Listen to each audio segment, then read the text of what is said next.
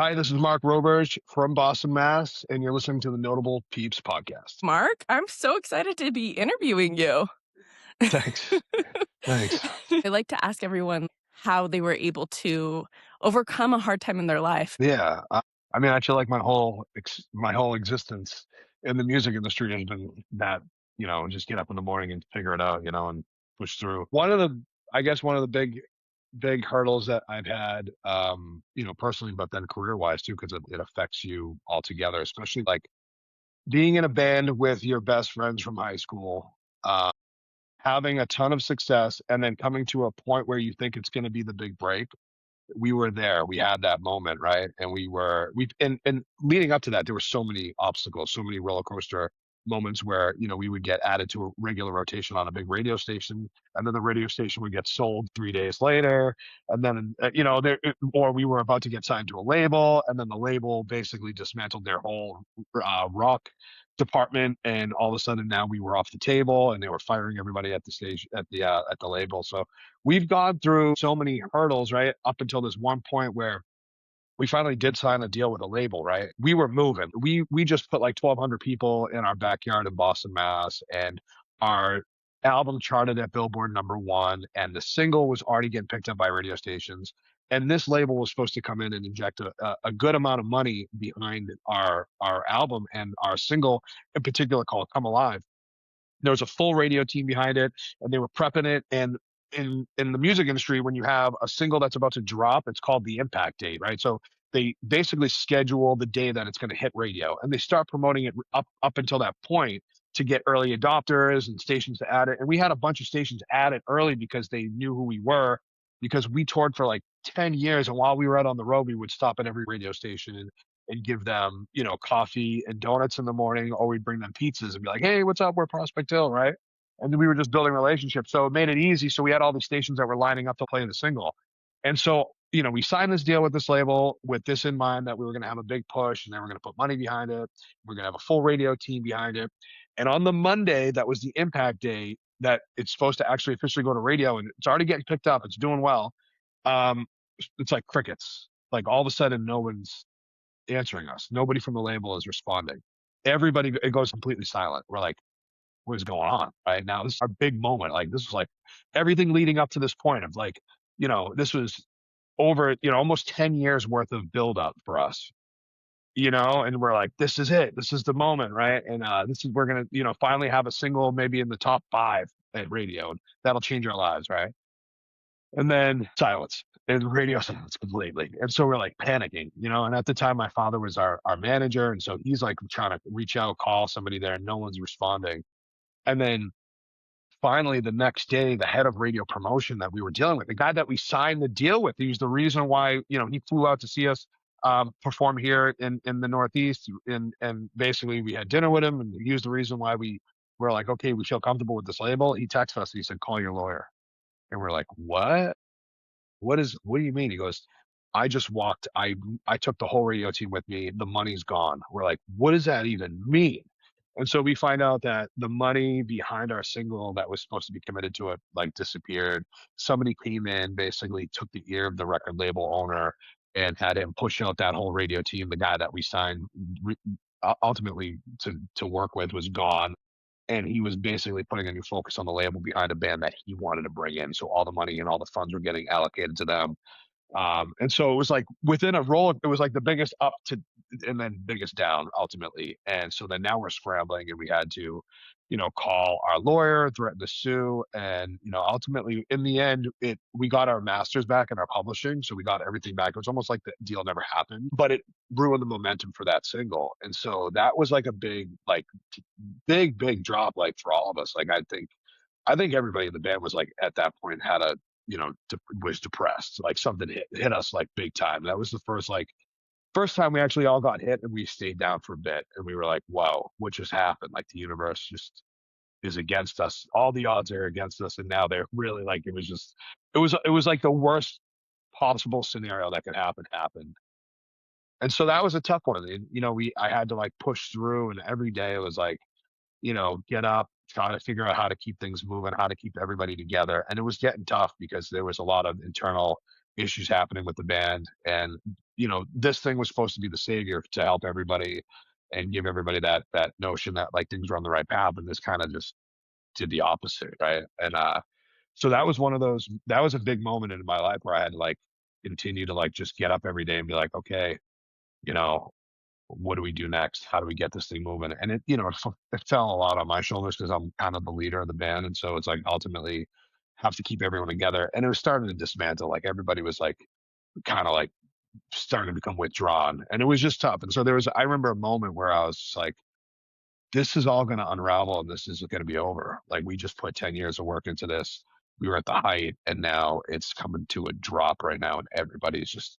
I think everybody was mentally exhausted from that. And it was just like the biggest high to low, and ultimately, I had to figure out a way to keep things moving. At the time, our guitar player, Derek, who was my co-founder, he ended up leaving the band after that. Like it was kind of like a whole situation where internally it kind of just combusted, and then we had to make decisions on what we wanted to do moving forward. And so we toured for like another year, but ultimately, like I had to take a break. We had to step back from the band and kind of put it on a hiatus.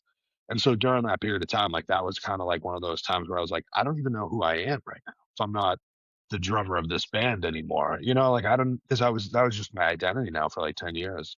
And so that was like one of those moments where it's like everything we were supposed to be on top of the world, and then now we were like the band didn't even exist. Like we had to basically take a step back, and then in that period of time, I remember just going like, "Who am I?" And that was like one of those moments.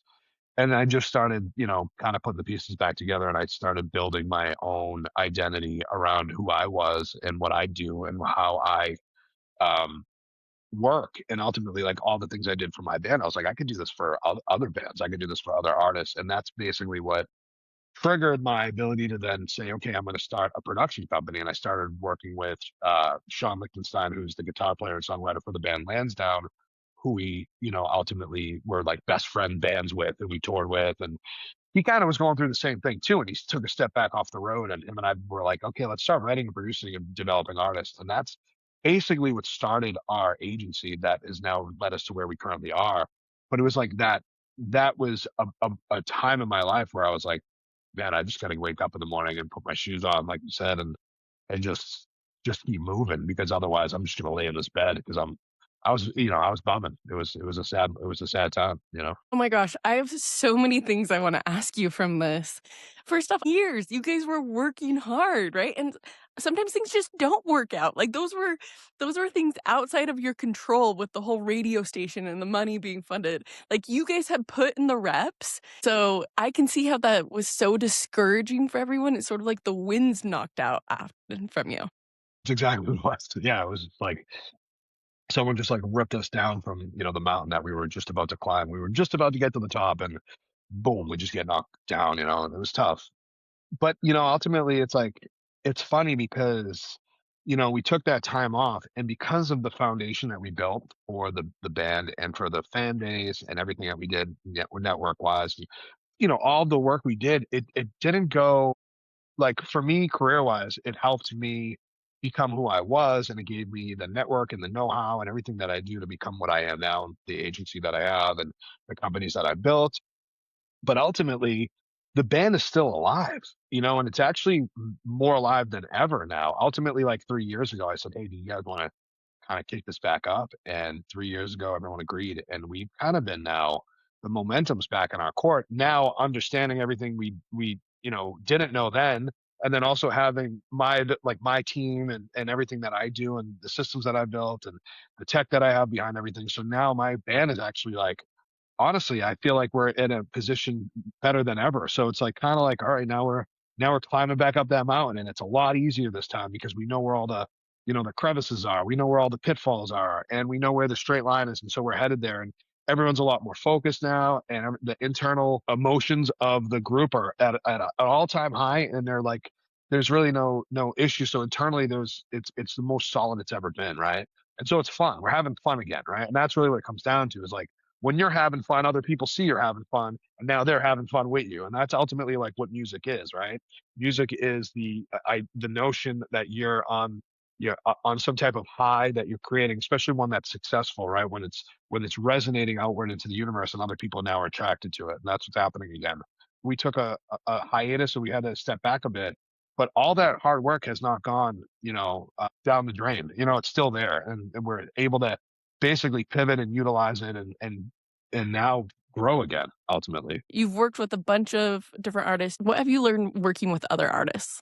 It's funny because like I've worked with some of the biggest artists in the game, right? And I've worked with artists that are just starting out, and I've learned from all of them, right? But one of the biggest thing I've seen from an artist that's just starting out that has then attained a success, and then an artist that has is at the top, right? The biggest thing is always the mindset, right? That's like the differentiator on whether someone's going to be successful in this industry or not, is what I've noticed. And it's like somebody that is doing it all for the right reasons and the mindset is there because it's all they are and all they want to be, and it's like they're not doing it as like an accessory, or they're not adding it to like their resume for a piece of like, oh, I'm also a, whether it's to pick up girls or just to be cool or whatever, or to attract people or for some type of like vain satisfaction, but it's really because it's just who they are, and they don't know anything else, and this is all they're going to do, and they've chosen, and they're not easily rattled by other people's opinions, right? And they are dialed in and focused on whatever it is that they want to do, and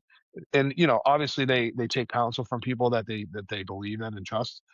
And that's another factor too, is they have people that they confide in and are trusted sources for them on the pathway to success. But ultimately, it's their show, and they're going, okay, this is my show, and I'm doing it my way. And that's like the biggest thing. And obviously talent, right? So those are the things. It's like you need to have the talent, and you need to have the mindset, and you need to be unshakable, and you need to have a plan. And so those are the elements that I've seen that make somebody super successful at the top of the game.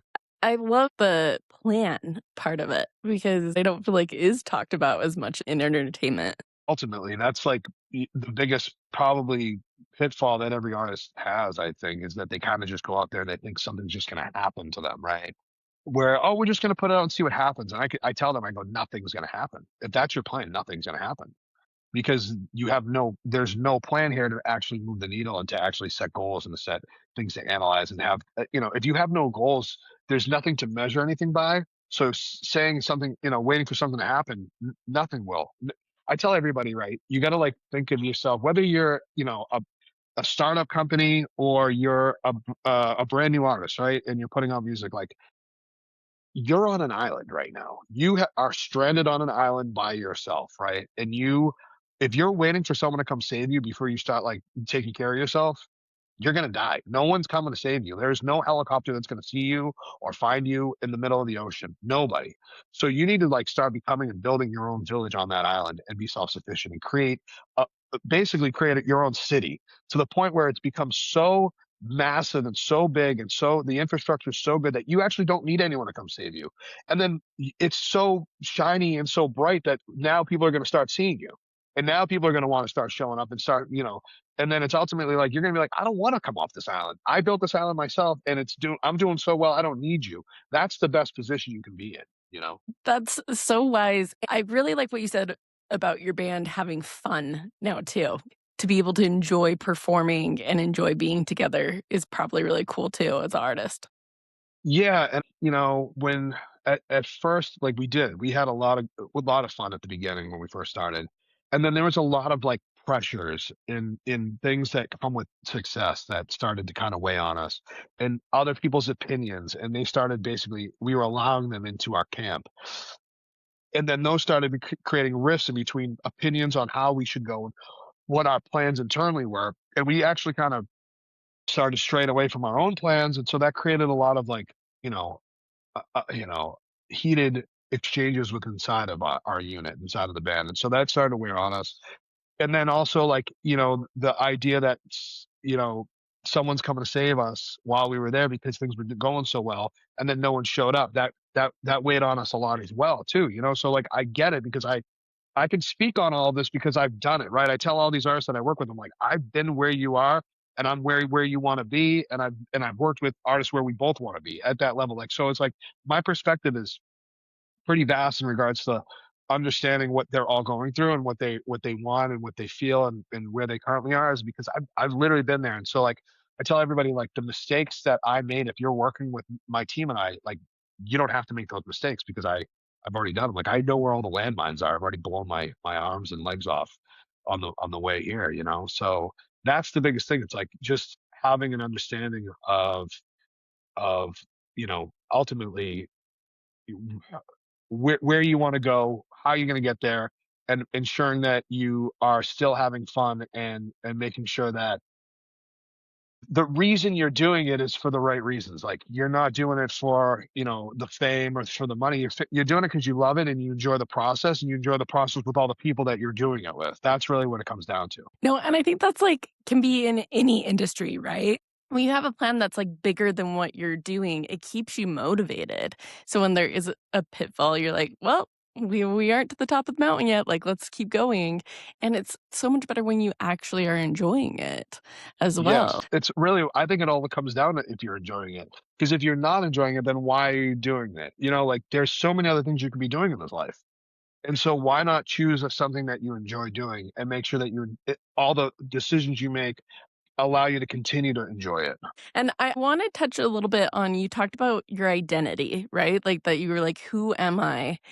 And how did you make that shift? So, like, during that time, how did you really get through that? It was tough because I think ultimately, you have to understand, like, you have to like do a lot of like inward looking, right? And so it's like I am not just whatever it is that everyone sees that I am. Like I'm not my job. I'm not,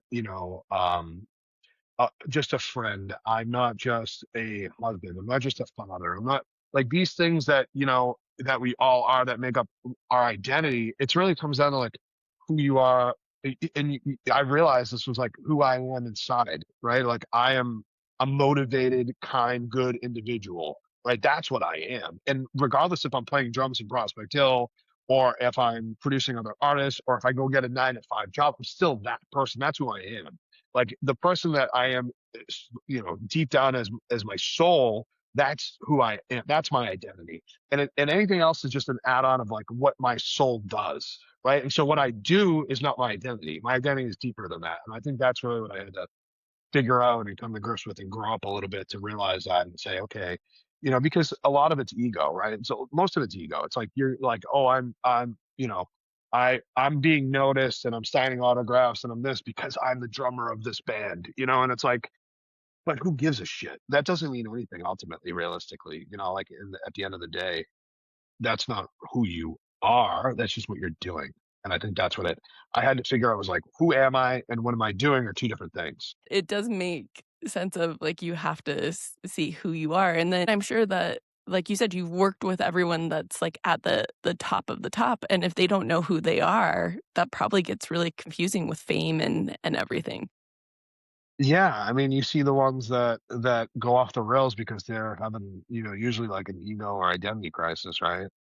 And then the ones that are very stable that know exactly who they are and are unshakable and they're still who they have been since they were a kid, right? And so like those are the differences you see at that higher level where someone can stay and remain and not be, I guess, like toxic, because there is a level of toxicity that will happen if you allow it, right? And it happens even at the level that I was at. And then there's like at our peak, there was many opportunities for us to be real jerks if we wanted to, right? And so it's like you got to kind of check each other. It's kind of good, and not to say that we weren't sometimes. Like there is a level of ego that comes into play, and then you start going, "Hey, why are you acting like that?" Right? And then the other band member will check that band member, and it's so that's what's good about being in a band where you guys can kind of help, especially us from Boston, where our love language, I tell everybody, is like talking shit to each other.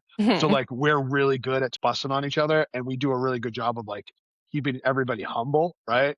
Like when we go out on tour and we're with other bands that aren't from this area, they're like, "You guys are the meanest people to each other." But like you guys love each other. We don't get it. They're like, they don't understand. I'm like, no, we're just from Boston. It's just like we're just mean to each other because we love each other. And so that was always a good way of like keeping everybody in check too, knocking each other down a little bit, before Yeah, their that heads makes got too big.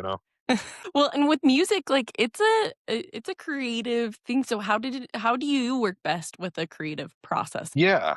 I mean, I think the creation element of what I do on every level is my favorite thing. Like I'm just a creator in general. Like I love writing and producing music. I love creating content. I love, creating businesses. Like I'm a builder naturally, and I just like to create things and build things. And so like songwriting and creating a song from scratch is like one of my favorite things to do. And I love doing it in a collaborative setting, like with other people that I enjoy being with, because like that's where it makes it more fun. And I'm in it for the fun. Like I'm in it for a good time, and it's fun because I think of like writing a song like a it's like a problem that we have to solve. And like I like solving problems with other people because there's ideas to be bounced back off of. Somebody might say something. It might not actually be a line in the song, but it might inspire me to go, oh wait, that's when I oh that what about this line? Right? Those are elements that I really enjoy. And it's a good time. You're hanging out, you're with people that you enjoy being with, and everybody's on a high. And when stuff starts to like come together within that song, there's like a level of energy that just resonates inside of that room where everybody's on a high and everybody's having fun and everyone's excited about the thing that we're building together. It's like, and it's funny because I have an 8-year old, and when he, is even just like creating a Legos, like I see that, and I'm working with him on it. And we're building something. And he's getting super excited. And it's like the same thing. Like it's that little kid in all of us. And so when you're creating things, that little kid pops out. And that's when, you're having the most fun.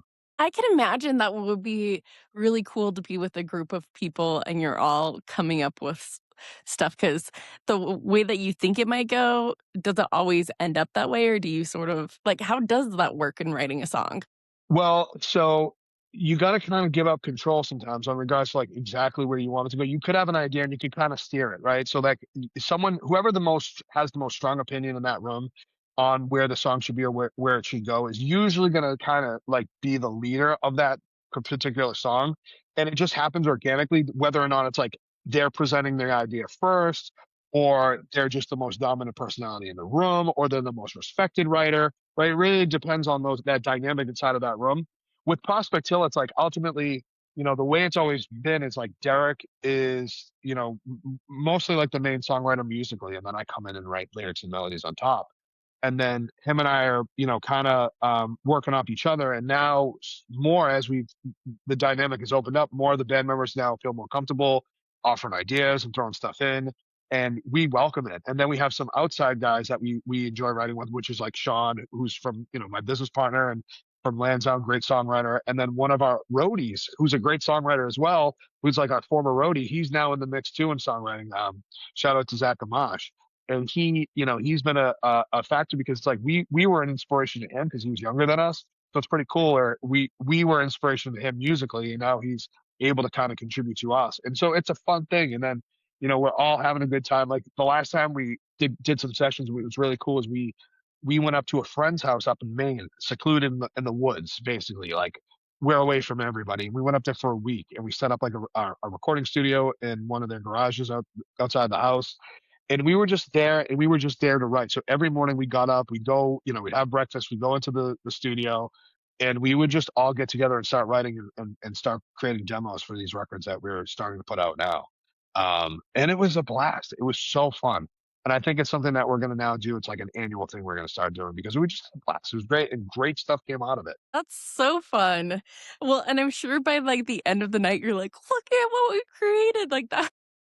It was great. Yeah, it was like at the end of the day, and then our friends that had us stay up there that lived there, we'd be like, come on in, you got to hear what we did, right? Because they're fans of ours as well, and they would be like, it was super cool. So then we would all have like a drink, listening to it, hanging out. It's like now it's like unwind time.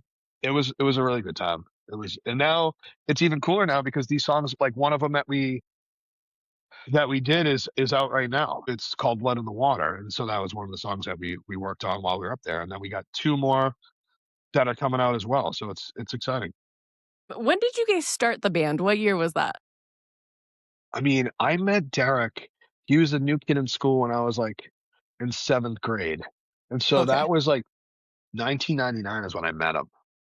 Okay. And Johnny and I, my cousin, were already jamming together, and I was like, "Hey, Uh-huh. listen, I'm starting a band. You want to?" He's like, "I'm starting a band." I was like, "Well, you want to try out for mine?" And then so that with him, Johnny and I have been in a band since we were like in seventh grade. And then that band morphed into like what we are now. And we picked up Edgar, our lead singer, who was our bassist forever, sophomore year in high school. So like we've been doing this a long time together. Well, and part of why I wanted to ask that, just to do a little time capsule, what was it like touring then compared to, like, now? Well, touring then was different in a way where no one had phones, no one was capturing content, no one was like they were like more engaged, I would say, right? It's funny because like I was just in Europe and it was weird because it felt like 15, 20 years ago. Like it was out there. You know, the way that they engaged in the shows was different than here in the US.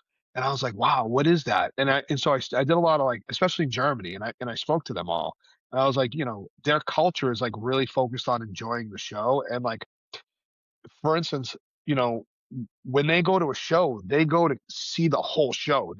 They're there for the opener and watch everything. And I was like, you know, tell me about that. And they were like, well, we spent money on this show. We're going to see every second of it.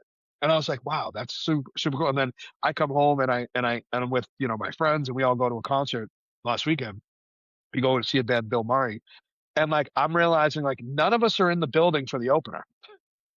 You know what I mean? Like we're grabbing drinks at the bar across the street and then we're going in for Bill Murray. And I'm like, and we're just there. And I'm like, we're jerks. You know what I mean? Like if I was the opener, like on that tour, so many people that aren't going to see me because of the mentality of us in America, where we're like less engaged. We're more about like, oh, let's just go there for the headliner. And so that was one thing that took me. And then as we're there was just so many people with cell phones in front of me. And like when I'm performing too, like I'm seeing so many cell phones in front of me, right? And that's so different than it was back then. And there's a level of like engagement that you just don't have because they have a thing in their face and they're not fully present. And so back in the day, like the shows were insane. Like people would be screaming words, and you know the emotional energy from the crowd was at another level. And like you see it like when you see these old videos, like you're saying, that have been going viral, especially of like you know Woodstock back then. You know from whatever it was, it Woodstock '99, was that what it was, or 2000, the one that Limp Bizkit almost burned the whole place down. And like it was just like you see that because no one's got a cell phone in their hands, but everybody's engaged. It's just nuts. And it was like that. That's what it was like.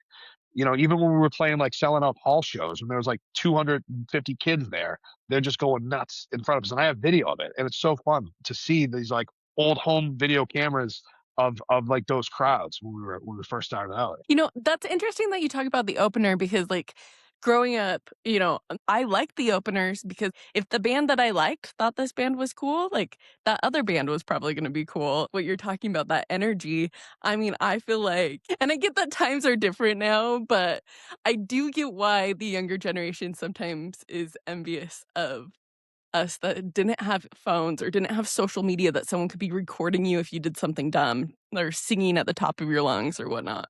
Well, yeah, I think they're all afraid that they're gonna have one of those viral moments of themselves, right? Of them just like letting loose. Like you could, you know, back then you weren't worried about someone filming you, you were just being you. And you didn't have to like second guess who you were. You were just in that moment because everybody else was in that moment. Now you have to worry about somebody that's not in the moment capturing a video of you because they're maybe being an asshole or you know, or just whatever. It's like that's the difference I get, and I get that's like one of those the issues that they have, and it's hard for me to kind of completely relate because I still don't care. Like I'm like whatever, film me, like you know, I don't care, throw it online, whatever.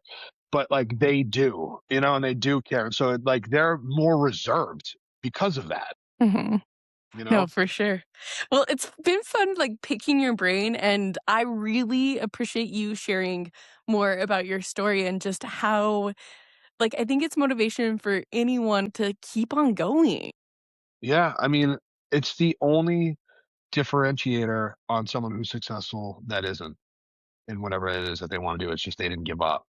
And so ultimately, like every downfall, every no, every one of those things is a learning experience and allows you to grow from it and allows you to learn a new path or learn, you know, what you just did didn't work and why, and then fix it and then try something else. Like my thing is like fail fast, like fail as many times as you can as quickly because eventually you're gonna get a win, and then that win's gonna move you up the ladder, right? And so like you want to be able to just try as many things as possible, figure out what's working, what isn't working, and don't be afraid of failure. Like embrace it because that means there's growth happening.